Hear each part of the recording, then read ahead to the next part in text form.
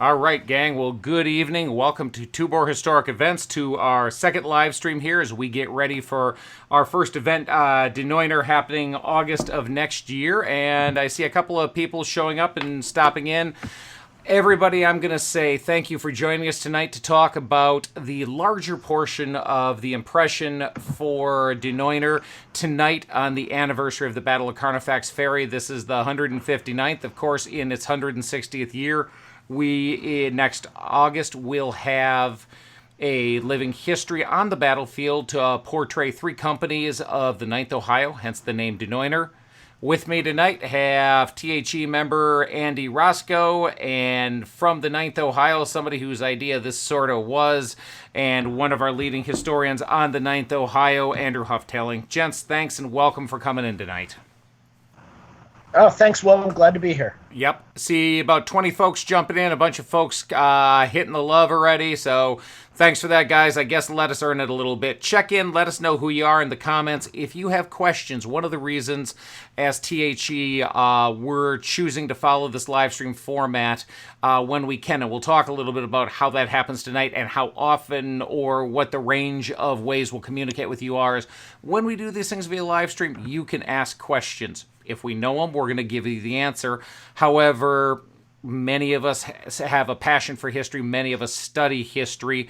Questions from many people are going to make the answers better and more full. So if we don't have an answer, we're not going to BS you. We're going to tell you, look, we need to dig into that. We'll get back, and that's a reason to go. Good evening, Rob Carter, first to check in. So let's get into it. We're going to talk tonight about parts of the impression, and this is something we'll sort of go through. And tonight's goal is to lay out what we're going to see between now and next August here online, mostly on Facebook, as far as ways that you can learn a little bit more about the Ninth Ohio and the men that they were. Good evening, Eric. Brother Johnny, how are you? First off, first part of the impression is the part that we all expect, something we're all used to as living historians. That's the material culture. On June 7th, we did a uniform reveal, and we've got uniform standards up on the THE website. I see Andy just shared a link to the live stream about uniforms. You can also find all that information, if you prefer to read it in text form, on the Tubor Historic Events website, which I'm sure Andy's clicking away and will share here. Huck, good evening. Things tonight we're going to talk about: language, culture, mentality, religious background a little bit, definitely political background, the range of it. And one of the things that's sort of become a big deal to me as I've looked at the way we've been as a country in the last year, and as I look at multiple different time periods, looking at a group of people and not treating them like they are all a monolith. Just because they're German doesn't mean they all think the same thing, doesn't mean they all have the same goals and aspirations.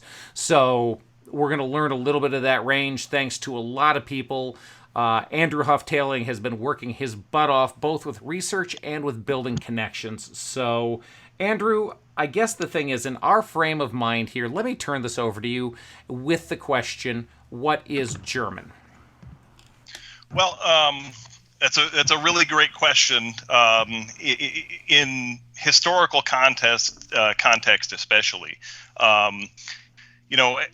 this time, the German states existed. There were about a little bit less than 40 of them, and they had already existed through centuries-long battlefield.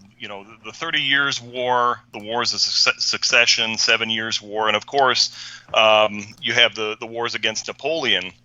And, that area had become basically a battlefield. A lot of time they had become the nations that were acted upon rather than the ones that were determining their own fate. But the idea of a German national identity, it existed long before this, even dating back to the Roman Empire. And so in contemporary use, when people back then referred to someone as German, what they meant is somebody that could have come from a broad range of modern-day countries, including Germany, of course, but also including Austria, Switzerland, Poland, Czech Republic, France, even as far away as Sweden, even Russia. And so in the context of the Civil War era, all of these different nations and different cultures, there was sort of this German national identity that was brewing up over these decades and centuries. Great. Well, let me jump in. We've got a few things coming in the comments. A lot of people saying hello. One I want to single out, and that's Ralph Todd Winkler says, my great-grandfather fought as a member of the 9th. He was in Company G or H. His name is Frederick Pott. And Robert Winkler says Company H. He was Prussian. So... Excellent. Well, welcome to the live stream. Appreciate it. Yep. And Dom DeBello checks in on the West Coast. He says he tells us to have fun. He needs to go to a work meeting. Dom, we're at the work meeting. Stay with us, pard.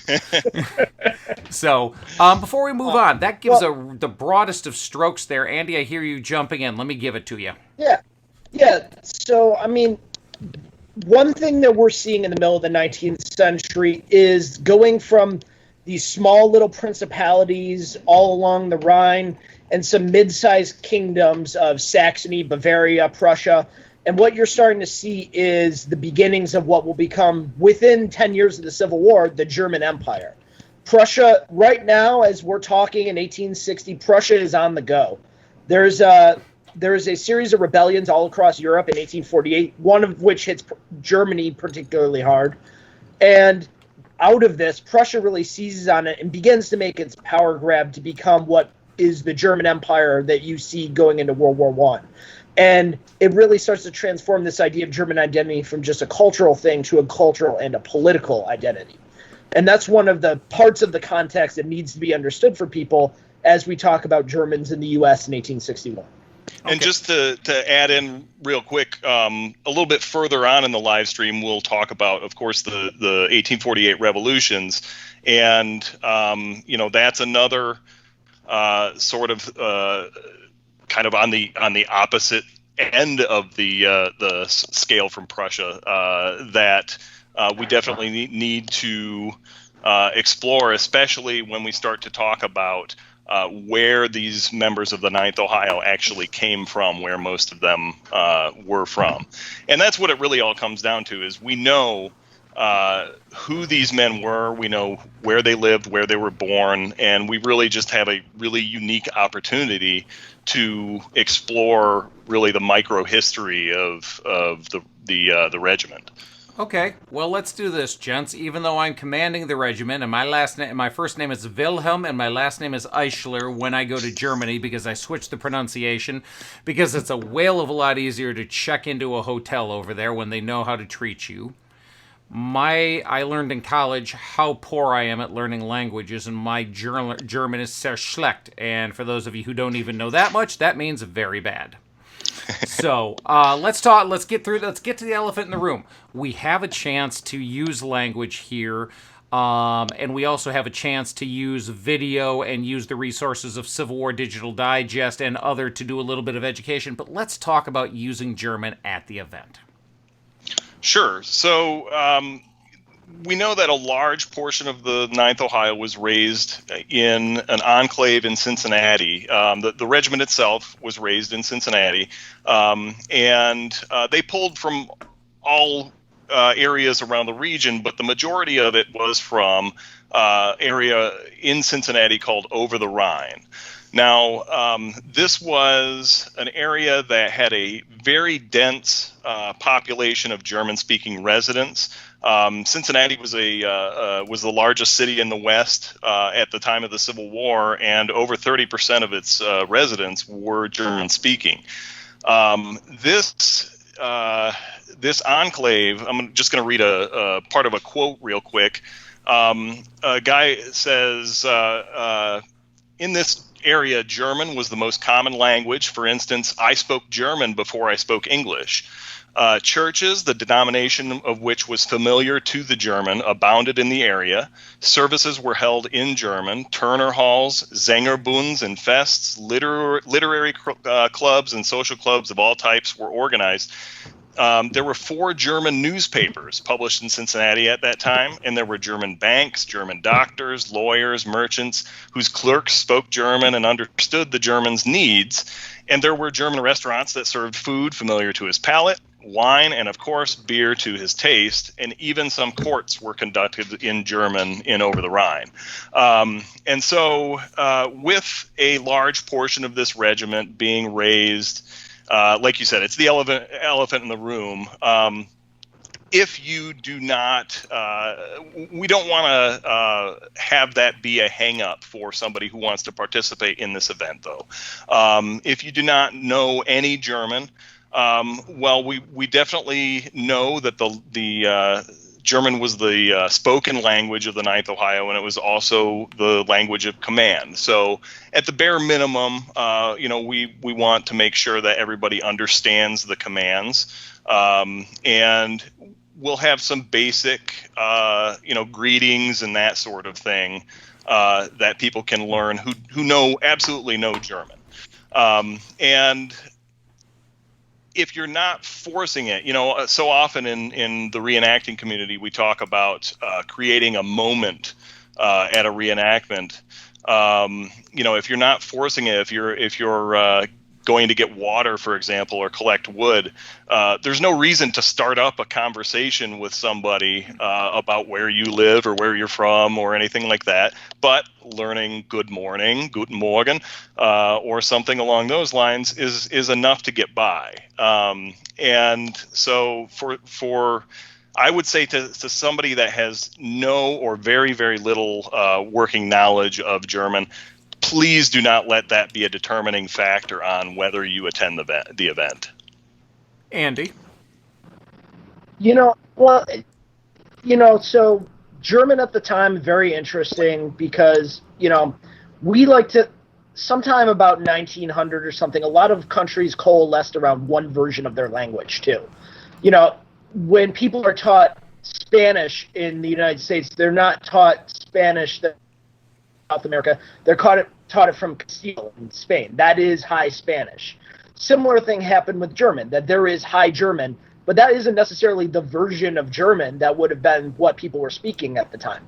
If you lived in Swabia, or you lived in Prussia, or you lived in Saxony or Bavaria or Austria or Switzerland, you quite get this, you didn't have this unification of the language in a way. So everyone would have been able to understand each other, but you still would have had a lot of dialects in that room. And I think that's something that, you can't, as reenactors, we're never going to be able to get to that level with it because we just don't have that many German speakers. But even if everyone spoke German from, high school German, it would be a little inauthentic because we don't speak the same version, Yep. So look at some bigger cultural things. Oh, I'm sorry. Let me pull you there. Jason Brown, you need more than the word that you know. Michael Carnes, beer is a good place to start. Craig Flick asks, what about English with a German accent?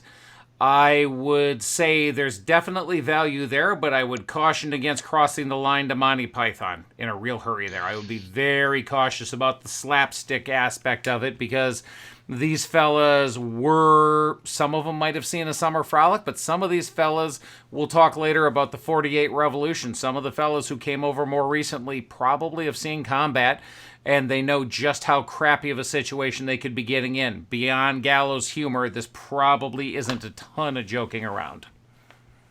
But I will say, Craig, to that point, that the the Know Nothing movement had been very influential in the 1850s. There was a strong anti-immigrant take in the United States at the time. And mind you, even today, 1 in 3 Americans is of German descent. At the time, there were a lot of Germans in the United States, and there was a push by some of them to come in, to assume a more American culture, to to put aside their German and stuff like that. So there certainly would have been people there that had tried to, taken up English and taken English as their normal daily language. So, I mean, there's certainly a good point then. If you Andy, can't speak yep. German, that's probably a good way to get around it. Andy, we're losing you on the feed here, unfortunately. Andrew, do I still have you with me? Sorry about Yeah. that. Did I break Okay. up? Or? But let me just let me just let me just cut in and say this. Even 80 or 90 years to 125 years later, I remember actually 125 to 135 years later, my sister, when she was interning at the U.S. Embassy in Bonn, Germany, to keep her German as good as possible, would write letters to my mom's mom, my grandma Val, who my daughter is named for, who best as it was a German raised Wisconsin farm wife, and best as we can tell, 89 years apart. My grandma died in the same room she was born in. German, even there, was her native language, and she was only too thrilled that her granddaughter, my sister, would be studying the language and to be able to write with her. So this is something that even goes beyond the 19th century. And yeah, and as far as the impression goes, a lot of it just depends on the impression that you're choosing. When did you emigrate? If you emigrated at a young age, it's much likelier that you're going to be able to speak English with a good degree of capability. The reason that over the Rhine, residents of over the Rhine were able to keep their language and their culture so sort of protected is, because they had a canal on the south side and they were sort of separated from the rest of the city. But there were plenty of members of the Ninth Ohio who came from outside of Cincinnati, especially up along the Miami-Erie Canal, and down along the Ohio River. And so people that weren't from ethnic areas would have also had a pretty good handle of English. And anybody, lawyers and that sort of thing that had any sort of contact with the rest of the city of Cincinnati across the Rhine, across the canal, they would have had a working knowledge of English as well. So we definitely shouldn't allow that to be a sort of a determining factor. But I think for people that do have, at least some experience with the language, we're going to have future content on, specifics of how actually to use that language. And we'll gear them towards people with no knowledge versus people with some knowledge.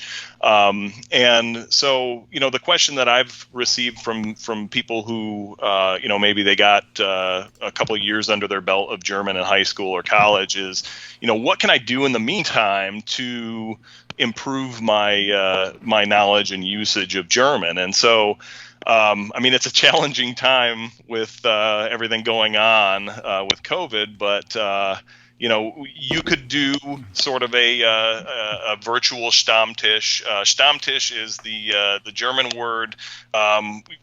We might say round table in English, and a lot of times you have it at a bar. And everybody meets there same time every week or every month, just sort of regularly, and you speak German. You speak about basically anything, and so we use that in college as sort of a hey, when we're here, we're going to speak just German and try to improve our skills. But if you're not really into that, there's all sorts of e-learning apps and media out there. Yep. And Rob Carter pimped you on that. He just chimed in and says Duolingo language training is great, free too. So I know Rosetta Stone has been doing some sales because of COVID, and I think a couple others like that are definitely doing some stuff. So absolutely. And then I would say this from the drill side, from the military specific side, we are working on taking PER, the German manual that we will use, and converting it into a video series. Before, just like in Civil War Digital Digest when we did the nomenclature episode for muskets, before we get into any drill, we're going to do an episode that is going to be the language episode and the nomenclature in German, so that you know what you're doing, so that we can talk about things there and understand better. Again, we're going to build this on a layered basis, and we're going to use some of the resources we have available to help with that. Rob says, Rob says, free smartphone app also for Duolingo. He said he's been using it for Latin.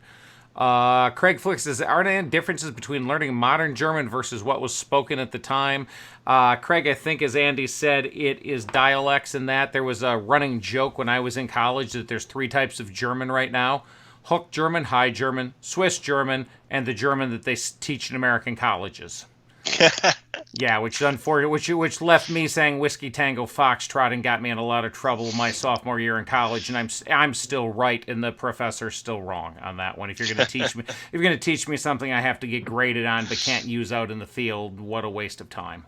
So, but no, there definitely would be differences. But do either of you guys want to speak to that? I think right now we work with the German that we have in hand because it's the German we can work with.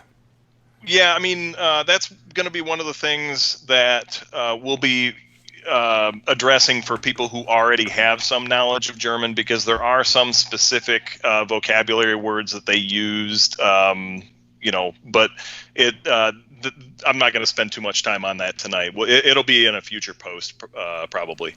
Okay. Well, to keep our evening going, as we have people still hanging out with us, and we appreciate your time and hope you're getting some value in learning this. Somebody keeps slapping the love button. There's 26 of us here and 198 hits of the love button. So somebody's just having a telegraph fest over there. So thank you very much for that. Let's move on. Andrew, let's move into the German cultural representation at Die Neuner. Andrew, let me let you lead here. Well, Andy made a really good post several weeks ago on the main page, the group page, and so we just want to reiterate that this is an event that we want to show respect and proper representation of the German culture as it existed in the 1860s, and so we're not going to tolerate either in the group or at the event any sort of misrepresentations or anachronisms. But as far as moving forward, we talked about the uniform guidelines. I thought it was amazing to kind of have that as a sort of a first for the hobby as a reveal. But the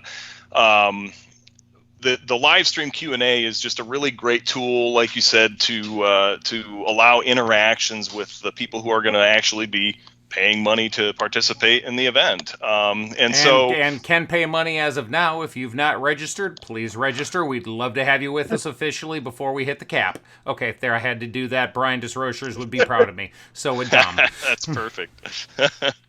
So we wanted to make an announcement tonight. Our next live stream Q&A is going to be held on September 20th at 2 p.m. That's a Sunday, and the reason that we're holding it in the afternoon is our guests will be David Dixon, who's the author of Radical Warrior, which is a new book out about August Willich, and then our other guest is going to be Felix Zimmermann, who is writing his dissertation on Willich, and Felix lives over in Berlin at the moment, so. He's a German national, and he's been working quite a while with David and myself and working on his dissertation. And so we're going to have a live stream Q&A for that September 20th at 2 p.m. So, and we'll call that a matinee, but the reason for it is because the time zone changes all the way over to Europe. By the time we do middle of the afternoon on Sunday, for Felix, it'll be 8 or 9 o'clock at night. So this is something. We did this way to fit it in, but I'm sure Andy or Steven will start a event on the THE page or on the Die Neuner page. But set your calendars. This book just came out September 1st. So this is a brand new book. We're going to meet the author and somebody else who is an accomplished historian on one of the two field officers here. Go ahead, Andy. Okay, it's Andy. Do I have you back yet? Andy, do I have you yet? Yeah. There we go. I'm sorry. Can you hear me? Barely. Go ahead and keep going. You're freezing up and locking up on your stream over there.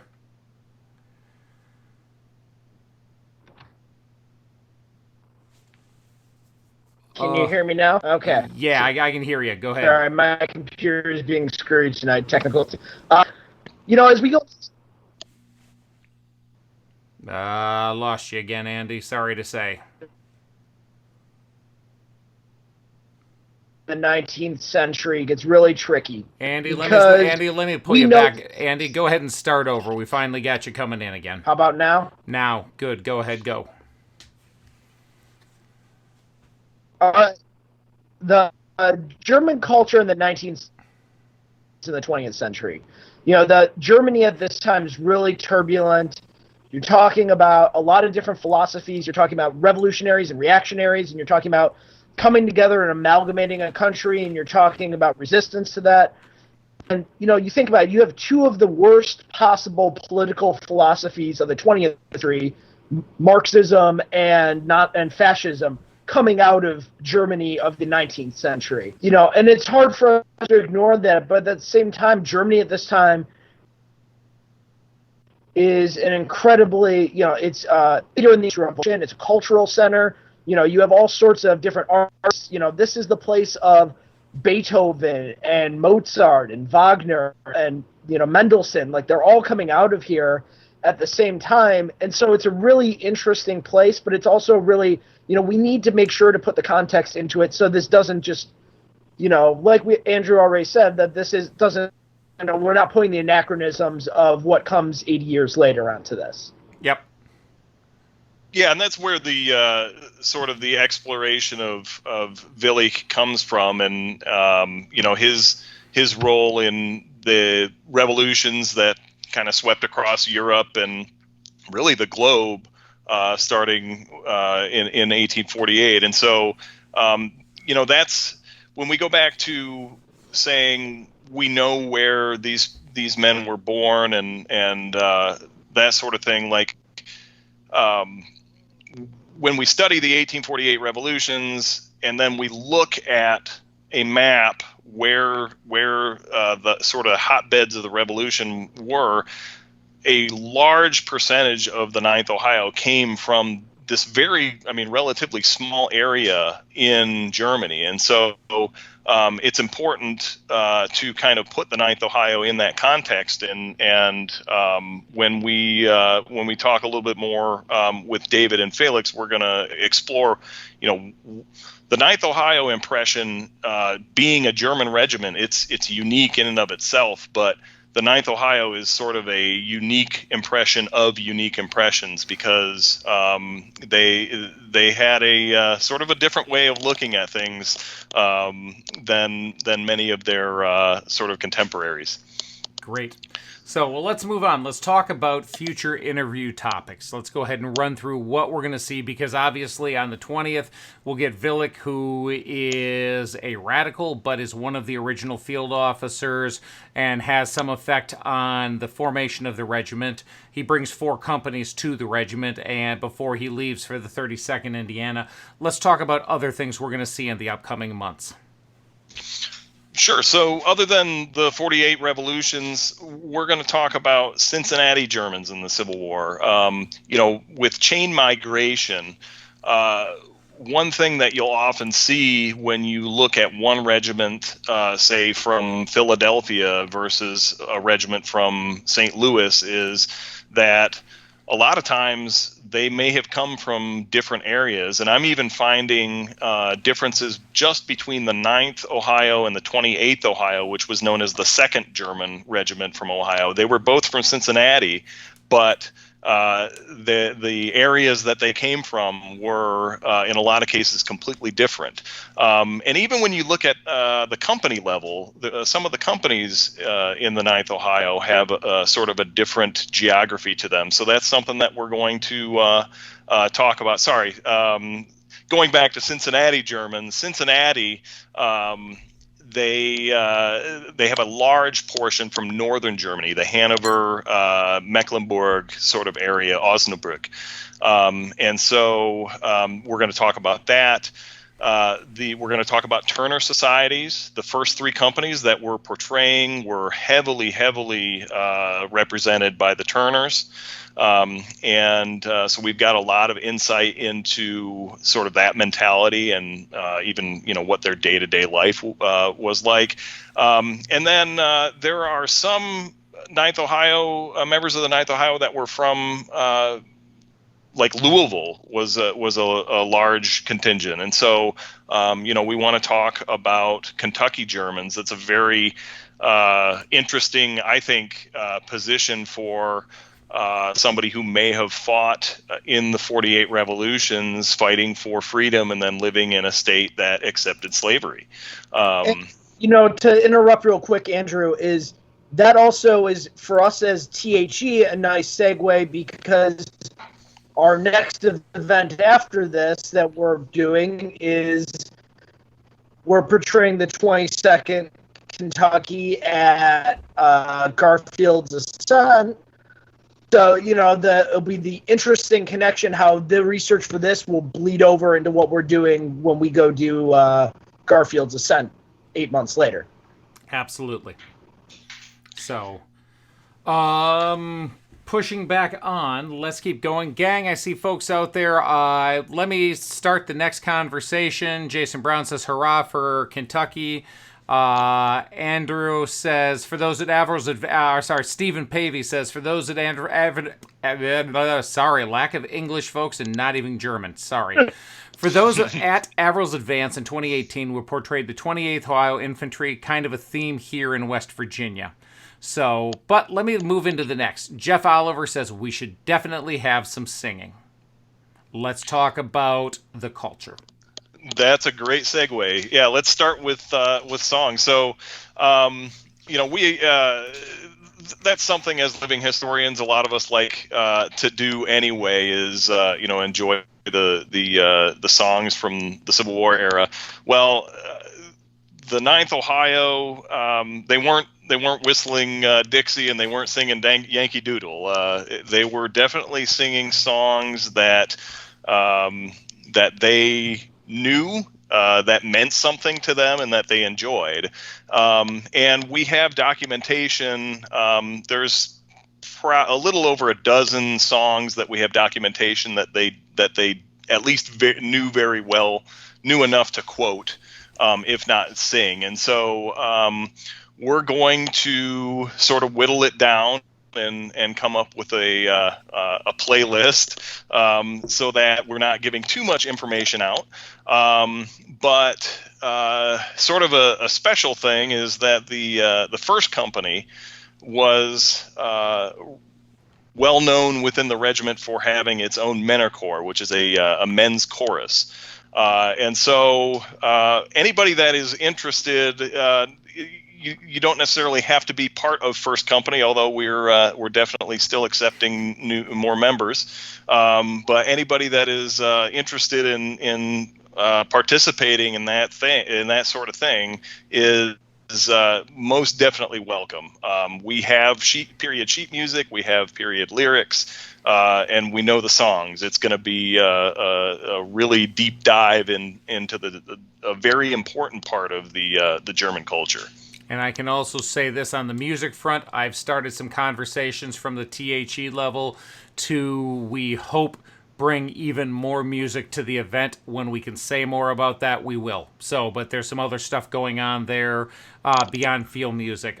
Jeff Oliver asks, can you post some of these books on the page so we can look them up? I saw Stephen Pavey, who is our webmaster as well as one of the principals in THE, also already say absolutely.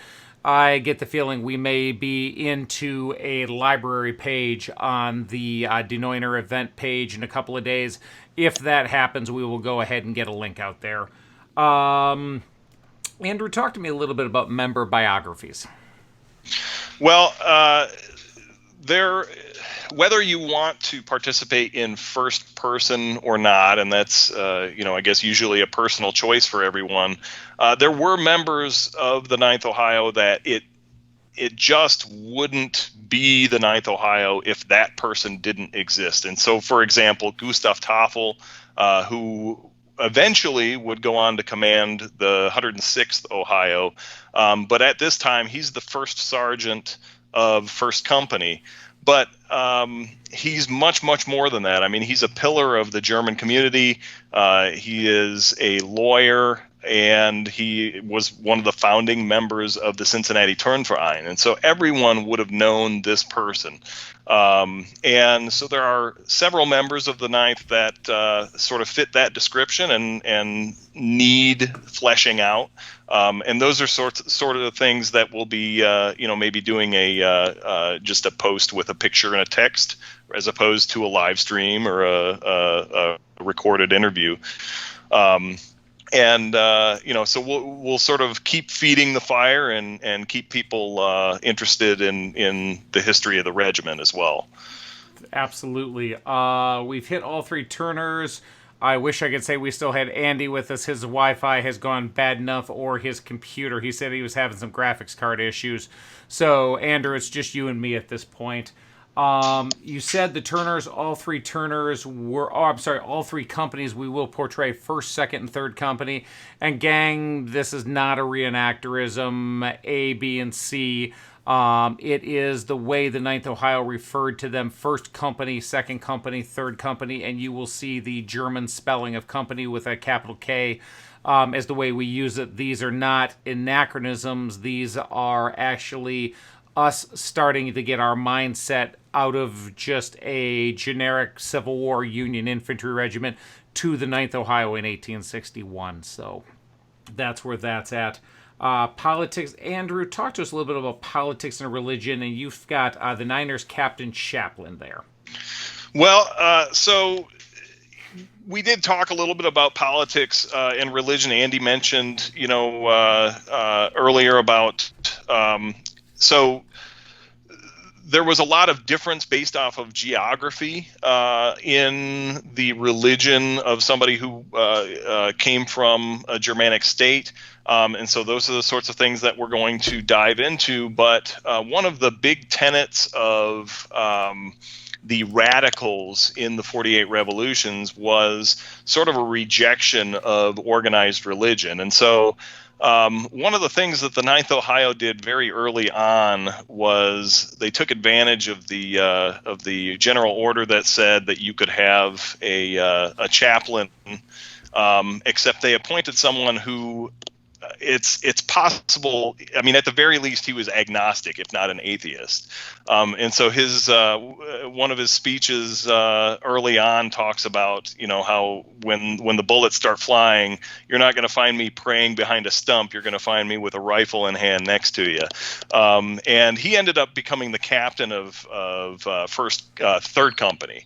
And this promotion just happened right before the Battle of Carnifax Ferry, and so it's important to discuss religion because not all of they weren't a monolith. You're right. Not all of the members of the 9th Ohio were agnostic or atheist, but that was a strong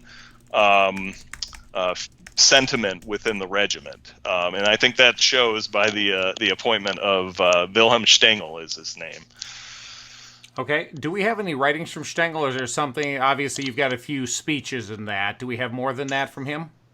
Well, yes, absolutely. The book A German Hurrah by Joe Reinhardt is a collection of letters that's written by there he is. Friedrich Bertsch and Wilhelm Stengel.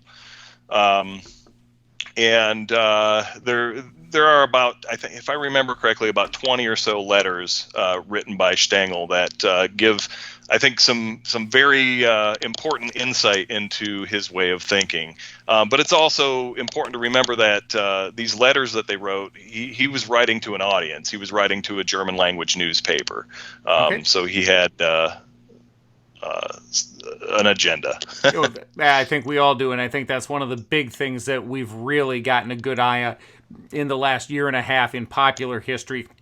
Academic historians have gotten hold of us and said, hey, there are audiences there to pay attention to. So Jason Brown says, Andrew, explain why Germans like Willich would have chosen North over South. What did they hope to get from Northern victory that would help them further their socialist view? I guess hit it lightly. This is something, Jason, since you asked it, we'll let it start here, but really come on back on the 20th. Ask Dan and Felix as well.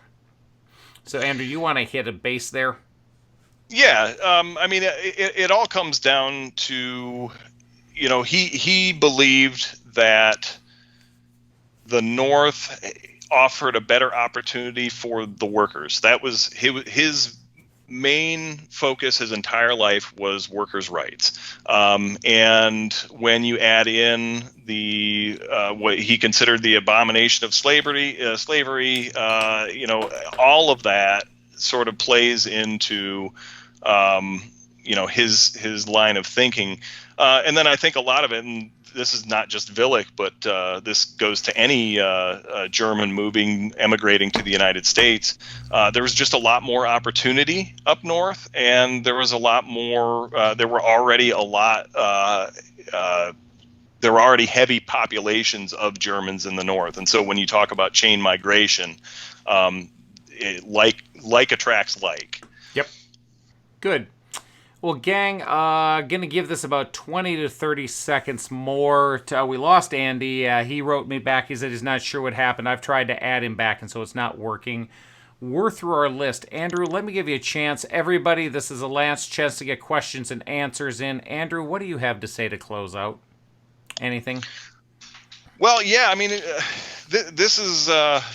you touched on it at the beginning. I've been studying the Ninth Ohio since 2003. It's a sort of a life's work for me, and so the ability to do such a deep dive into the culture, from the very beginning of my studying the Ninth Ohio and the founding of the Ninth Ohio Living History, and everybody that has become involved with that over the last 2 years is. These were real people. They had real stories. They had, all of them had parents, and, a lot of them had lives after the war. And so, it's important to study every aspect and not just focus on what they wore or where they fought or, even a single cultural item. The sort of the shotgun approach is the way I've been doing it. So good. Well, we'll start that. Look for let's just say this in closing. You're going to see 3 sort of ways of posting as a review. You're going to see live streams like this occasionally, and set your calendars for September 20th at 2 p.m. Eastern, 1 Central, 11 o'clock Pacific in the morning, and like 8 o'clock in Germany, because we're going to talk about August Willich with author Dan Dixon and Felix Zimmerman, who's working on a graduate degree on Willich. And then also on the 15th, you're going to see a first post. You're going to see live streams. You're going to see posts, and then occasionally with some of our people who are willing to be recorded but aren't as comfortable with the live feature of what we do here, we will do some videos that are live. Those are all within THE and within the Neuner event. Also, you can expect to see some things coming out of Civil War Digital Digest to support this. I'll take this closing moment to share something big coming out of Look Around You Ventures, which is the company that owns Civil War Digital Digest. If you're still here, you're the first part of the first online to hear that Civil War Digital Digest will be getting a sibling web series sometime late this year. We will be launching Revolutionary Gazette as America looks towards its 250th. We're going to take some of the tenets of what we've learned over 5-6 years now doing Civil War Digital Digest. Don't worry, that's going to continue to be here and going to continue to grow. we're going to start to grow Revolutionary Gazette as we head towards the 250th so that we can approach and talk about some of these very same tenets we've talked about tonight, about how people think, about not being a monolith, about what their goals are, what they want to gain, what their risks are. These are very real things. I don't care whether it's 18th, 19th, 20th, or 21st century. This is part of who we are as an American people.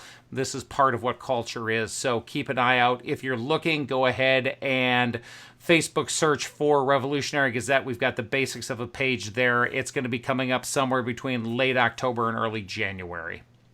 So, to circle back to the Civil War and to get done with the commercials, Ralph Winkler says, I think our great-grandfather would be proud that 2 of his descendants became judges in Cincinnati. He started a safe building company in Cincinnati.